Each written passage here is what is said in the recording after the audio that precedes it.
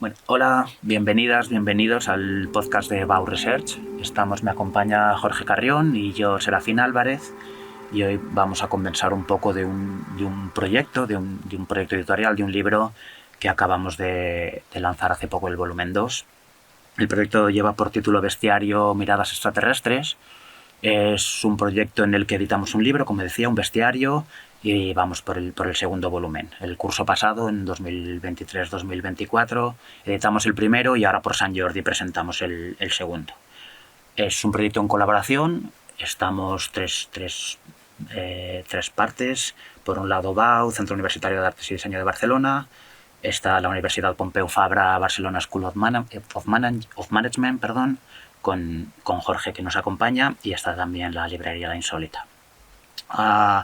Este proyecto originalmente nace de un ejercicio que hacen los estudiantes de primer curso del grado en diseño de aquí de BAU, que en la asignatura de taller de dibujo, en el que se les invita a que imaginen, a que inventen una criatura fantástica, una criatura nunca vista, no existente, que combine elementos artificiales y naturales.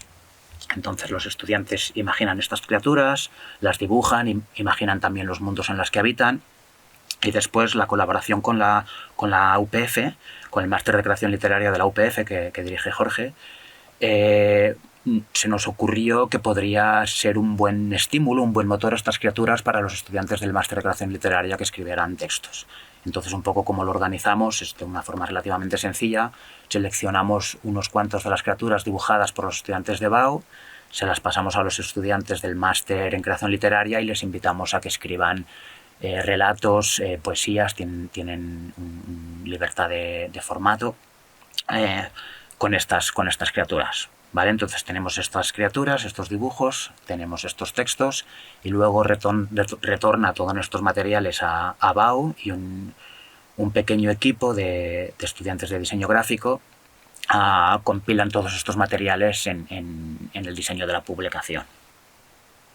Esta publicación, como decía, es un bestiario. Retomamos un poco la idea de los bestiarios de la Edad Media, pero le damos una mirada contemporánea, ¿no? Desde un prisma de la actualidad. Y entonces, pues, ¿no? Hay cuestiones que nos preocupan a nosotros en la contemporaneidad, inquietudes de los estudiantes y las estudiantes, ¿no? Y que tienen un poco que ver con estos límites cada vez más difusos y que nos afectan a nuestras vidas diarias, de los límites cada vez más difusos, como decía, entre lo artificial y lo natural. Jorge, no sé si quieres añadir algo a esta breve presentación. Bueno, la verdad es que desde que me la planteaste, esta colaboración me pareció muy interesante. Por un lado, porque en el máster, aunque nuestro bloque principal de temario y contenido sea clásico, sí que hacemos una aproximación al arte contemporáneo y a otros lenguajes, además de la literatura, como el podcast, como las series, como el cómic. Y en particular eso se produce justamente en mis asignaturas y la que creó desde el inicio del máster Eloy Fernández Porta, que es en ese marco el de nuevas formas, nuevos ámbitos, donde se hace la colaboración con vosotros. Y eso me parece relevante e importante y por eso me estimuló y me gustó la idea.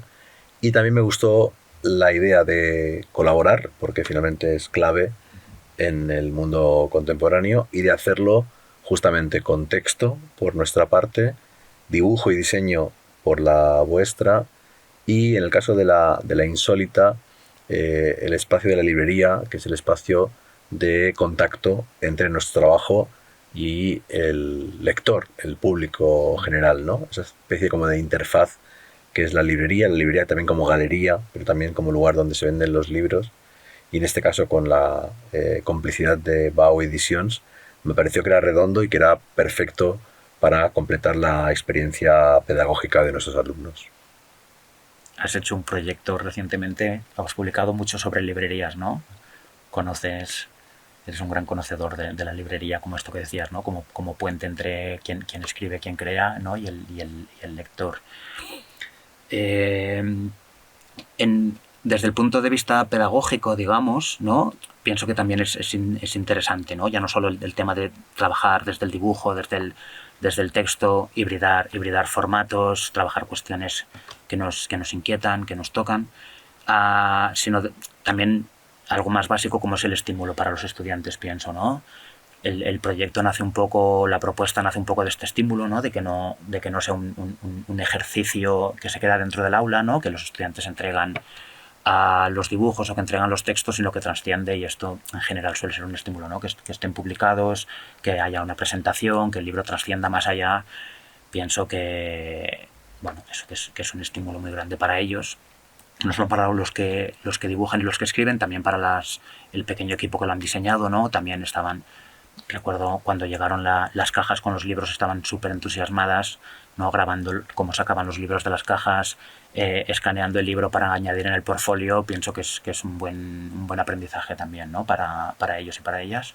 Sí, sin duda. Y en nuestro caso, en el origen del proyecto, la idea de la libertad, de algún modo condicionada, porque sí que tienen libertad para decidir si hacen un cuento, un ensayo, un poema, para decidir si respetan la descripción que de esa bestia fantástica híbrida ha hecho el alumno o la alumna de Bau, o si inventan otra biografía y otro ecosistema y otras características.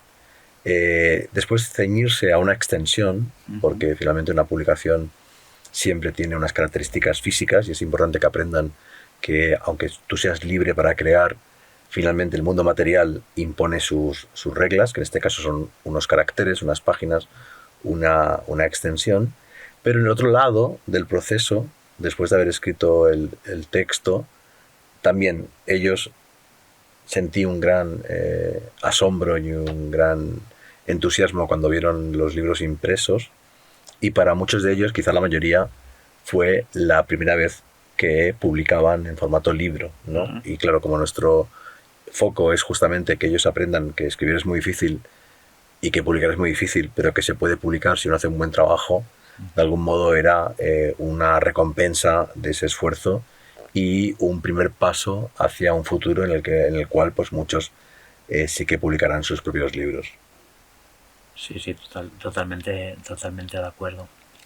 Yendo un poco al contenido, no tanto al marco del proyecto, sino al contenido del libro, a las criaturas, digamos, y a los textos, hay mucho pensamiento, mucha conciencia ecológica, ¿no? Está un poco, no sé si decir condicionada, ¿no? Algunos de los referentes que les mostramos ya abordan estas cuestiones. Por ejemplo, un libro, El bestiario del antropoceno, ¿no? que es bestiario no de criaturas imaginadas, sino de criaturas reales de nuestro tiempo, ¿no? De drones, de águilas que persiguen drones, de mosquitos que están, ¿no? genéticamente intervenidos, aves que hacen nidos con colillas, cables, restos urbanos, etcétera. Y he observado que esto ha calado, ¿no? Que también de algún modo refleja también las inquietudes de los estudiantes, ¿no? de sus generaciones, esta conciencia ecológica.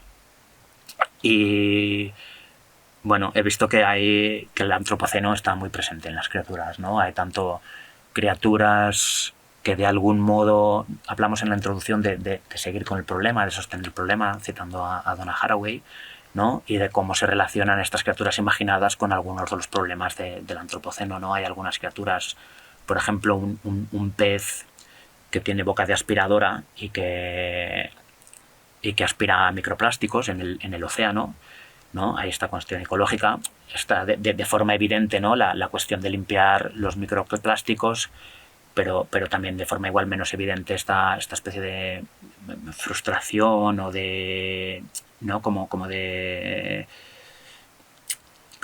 ¿no? Esta cuestión de enfrentarnos a un problema sistémico enorme, ¿no? Me imaginaba imaginar esta aspiradora, ¿no? Como una aspiradora de mano recorriendo todo el océano. Es una gesta imposible. Tú también te interesó el bestiario del antropoceno, lo hemos comentado en un par de ocasiones. También creo, si no me equivoco, lo comentaste también a los estudiantes. Sí, totalmente. Para mí la referencia del libro de Nicolás Nova y Disnovation. Es un referente, es quizá el gran bestiario de nuestra época.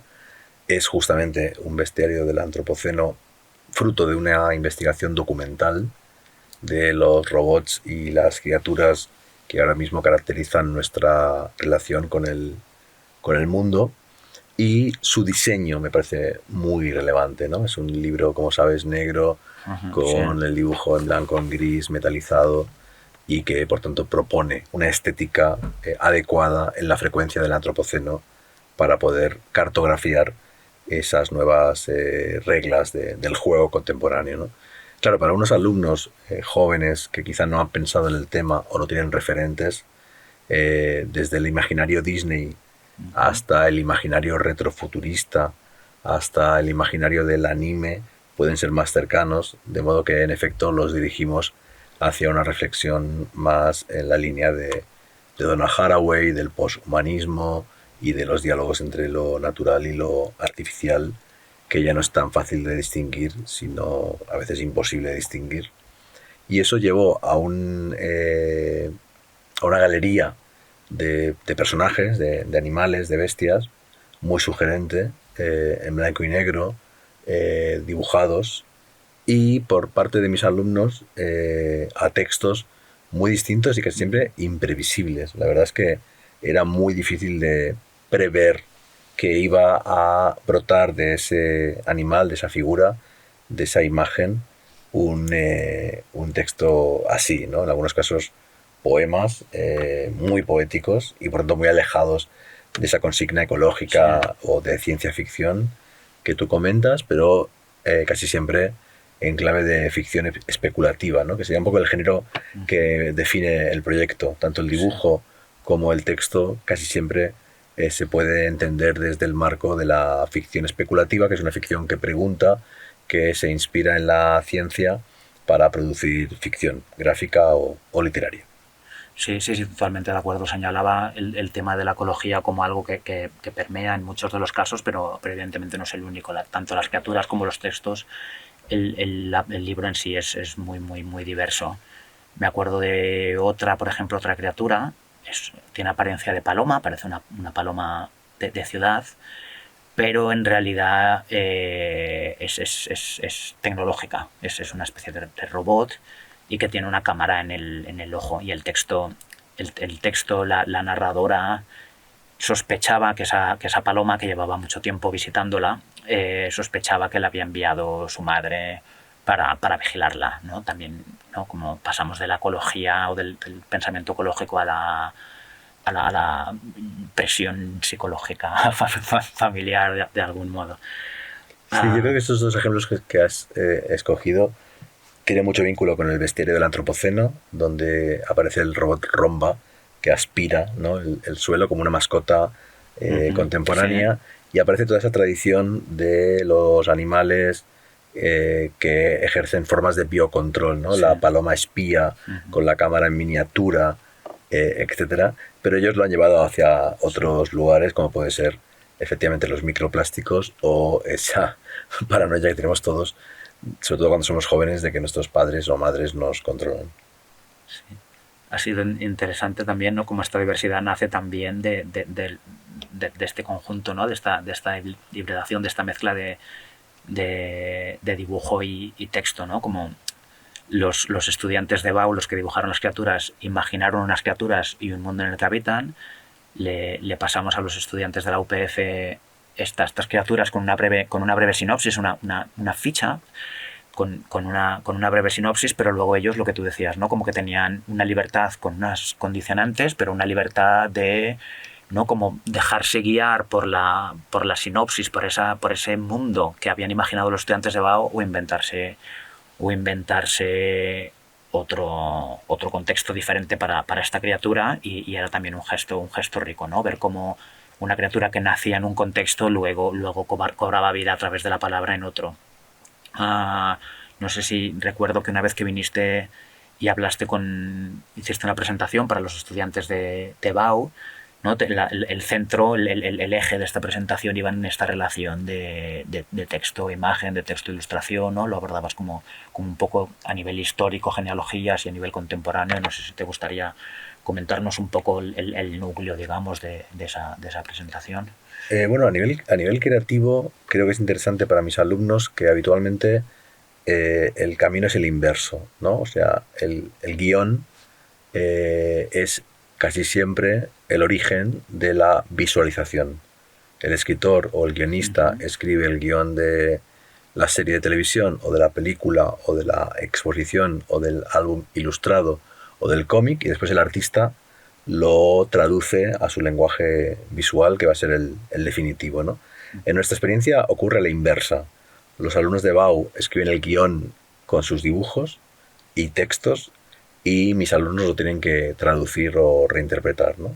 Y creo que eso, en clave de restricción, ¿no? De regla, de juego, eh, que altera el orden habitual, es interesante y es estimulante para ellos. Es interesante, perdona que te interrumpa, también cómo cambia la relación, ¿no? Porque normalmente estamos acostumbrados a que la ilustración está supeditada al texto, ¿no? Como que el texto manda y la ilustración acompaña, pero normalmente, ¿no? Le damos importancia al texto y no a la ilustración, y es interesante cómo esta inversión, ¿no? De algún modo, ¿no? Como rompe un poco esta jerarquía. Totalmente. Es algo que yo trabajo con mis estudiantes también en una asignatura, en un trabajo en concreto, que tienen que trabajar un texto con unas imágenes en formato audiovisual o gráfico. Tienen libertad, ¿no? De que trabajen le prestamos mucha atención a estar una relación entre imágenes y texto que sea productiva, que no sea meramente ilustrativa. Nada en contra de las ilustraciones, sino que no se limite, que no esté supeditada al texto, sino que sea una relación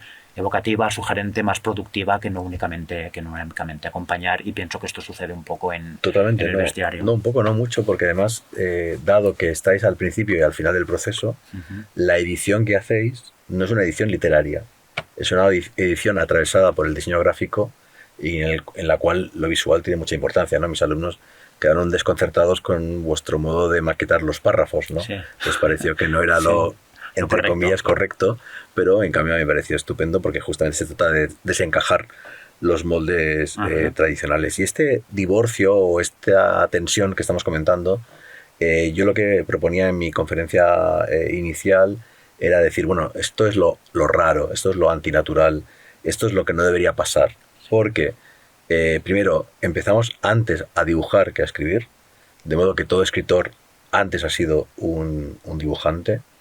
Dos, todos de niños hemos leído cómic, hemos visto series de animación, a veces sin texto, sin diálogo, y por tanto eso es súper natural en cualquier formación intelectual de un ser humano. Y tres, antes de la imprenta, lo normal es que el texto y la imagen convivieran armónicamente, ¿no? Es muy probable que Heródoto, en la historia, y Heródoto pues es el padre de la prosa, en la historia, su obra maestra, incluyera dibujos que se han perdido. Evidentemente los monjes copistas copiaban ampliando el texto, la Biblia, etcétera, con imágenes. Y la imprenta, como es más difícil hacer un libro ilustrado que un libro sin ilustraciones, inició una separación que ahora se puede volver a reunir, ¿no? Porque ahora prácticamente es igual de caro imprimir un libro con fotos o con dibujos que un libro sin ellas, ¿no? Entonces yo lo que propongo es que el escritor piense visualmente y que el artista piense narrativamente, y que encontremos modos de reunir, de converger desde una disciplina y desde la otra, porque eso es lo que creo que nos enriquece. Un escritor literario es aburrido, un artista artístico es aburrido, hay que encontrar modos de no ser aburridos, ¿no? De enriquecer nuestra propuesta con lenguajes al principio ajenos, pero más naturales de lo que parece. Sí, totalmente de acuerdo. No, desde luego ha sido un motor creativo para todos, no hay ninguna duda. Y la hibridación ha sido a muchos niveles. Es interesante también, yo pienso que como es ficción especulativa, están imaginando mundos, criaturas que no existen, pero para nada pienso que es una escritura, un dibujo, un ejercicio de imaginación escapista, ¿no? Como que les ayuda, aunque sea fantástico, aunque sea imaginario, ¿no? Les ayuda a ver el mundo real con otros ojos, ¿no? Con otras lentes. Lo veíamos, por ejemplo, en las cuestiones ecológicas, ¿no? O lo veíamos con el ejemplo o la interpretación de la paloma como esa familia que te está, esa figura maternal que te está vigilando, ¿no? Bueno, es que lo que dices es muy interesante porque finalmente obliga al que dibuja a crear una historia y naturalmente vamos a la dimensión simbólica, a los estratos de interpretación y de significado, obliga al que escribe a decidir si le interesa esa historia o esa interpretación o quiere proponer otra. Por otro lado hay una convivencia de lenguajes porque no solo está el visual y el literario, también es un libro bilingüe con textos en castellano y en catalán, y a mí toda esa polisemia, toda esa multiplicación de sentidos me parece súper interesante, ¿no? Por otro lado está también el tema del proceso. Es un proyecto a largo plazo, que también es interesante, ¿no? El tema del compromiso. Tú hablabas del mundo contemporáneo y de la reflexión sobre él a través de estas propuestas y ejercicios. Yo creo que tanta gente aquí, tanta gente allí, la impresión, el diseño, la presentación final como acto social y ritual, como que nos recuerda que esos compromisos, esos pactos y esos rituales son importantes, ¿no? Son importantes. De modo que, bueno, si finalmente ocurriera como el año pasado, que se hace la pequeña exposición en la Insólita, eso todavía alarga más el proceso, alarga más el compromiso, que con este podcast estamos de algún modo renovando, porque significa que nuestra voluntad es hacer un volumen 3 y a ver hacia dónde nos lleva esta colaboración. Sí, no, totalmente, cómo se va ramificando, ¿no? Fue una semilla que empezaba como un ejercicio de una asignatura, ¿no? Y poco a poco hemos ido añadiendo capas, ¿no? Y ramificando por diferentes vías y todas ellas están siendo ricas. Yo diría que también es interesante en este proyecto que estemos 6 o 7 profesores en total entre los dos centros y casi 50 alumnos entre los dibujantes, los escritores. Más. Pasamos los 200 estudiantes. Claro, y los diseñadores. Y que haya como esa especie también de diálogo, no solo entre centros y entre lenguajes y entre gente joven, sino también entre profesores. Y que además los chicos, las chicas, los alumnos, las alumnas vean también nuestra implicación, porque finalmente, bueno, como decía Joseph Beuys, ¿no?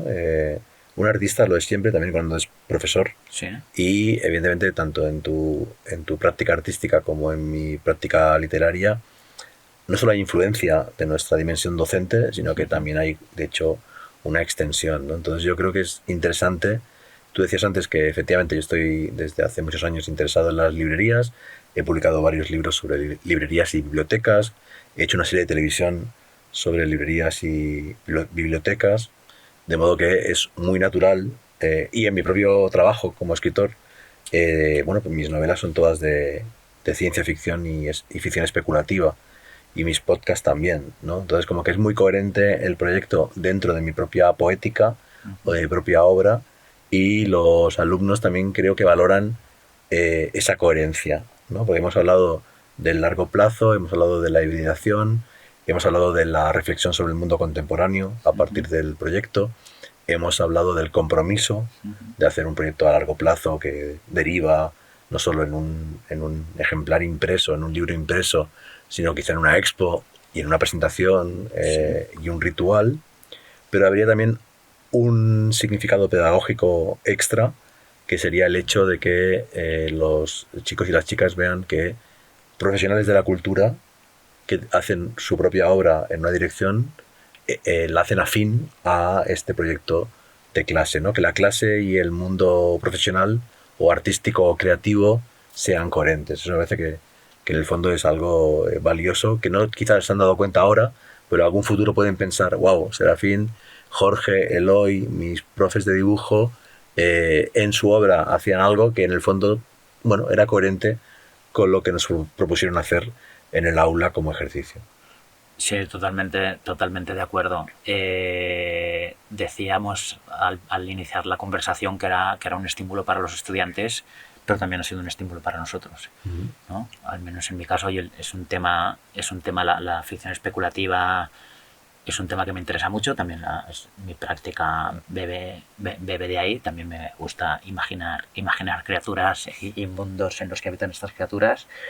Y veía la publicación, bueno, también era un estímulo, ¿no? También decías que permeaba la actividad docente en la práctica artística o literaria, y también es muy evidente que permea nuestra práctica artística y literaria en la actividad docente, ¿no? En ese viaje de ida y vuelta. O sea, vinculado con eso, puedo confesarte que el año pasado me morí de celos de que existiera un libro tan hermoso y que yo no tuviera ningún texto en él. A ver si en el futuro puedo yo publicar un libro diseñado por algún maestro o maestra joven de BAU. Sí. Me encantaría. Hablábamos le hemos dado mucho protagonismo en la conversación a los autores y las autoras, a los estudiantes que han dibujado y que han escrito, pero la verdad es que los estudiantes, el equipo de 4 estudiantes que ha diseñado la publicación, han hecho un trabajo magnífico.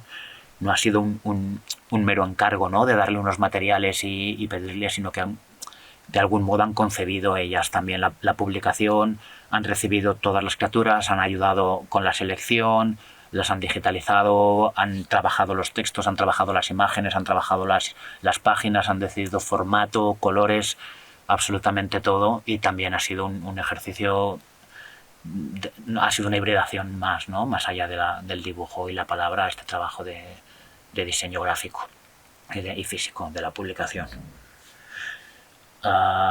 Deseando que el curso que viene editemos el volumen 3. Sí, que quizá tiene otra forma, ¿no? Incluso imaginaba que tenemos ya archivo como para hacer una página web. O sea, podemos imaginar incluso, ¿no?, una publicación multimedia o otra historia. Así que yo creo que esta mutación del proyecto también es interesante. El año pasado fue un ejemplar único. Este año ha sido un libro publicado y con una cierta circulación, incluso en librerías. El año que viene, ¿quién sabe? Sí. Mirando hacia adelante, hacia el año que viene, a ver en qué forma coge el volumen 3 y las criaturas y los textos. O si son criaturas y textos, igual mutan. Efectivamente, son mutantes desde su inicio y sería súper coherente que sigan mutando más. Muchísimas gracias, Jorge. Muchísimas gracias por acompañarnos. Un saludo a los oyentes y hasta la próxima. Efectivamente, gracias a ti, Serafín, y a vosotros y a vosotras, y hasta el año que viene. Notable es el podcast de BAU Research. Este episodio ha sido realizado y editado por Ana Rebull, Celia Trujillo y Lola Valor, estudiantes del grado universitario en diseño audiovisual.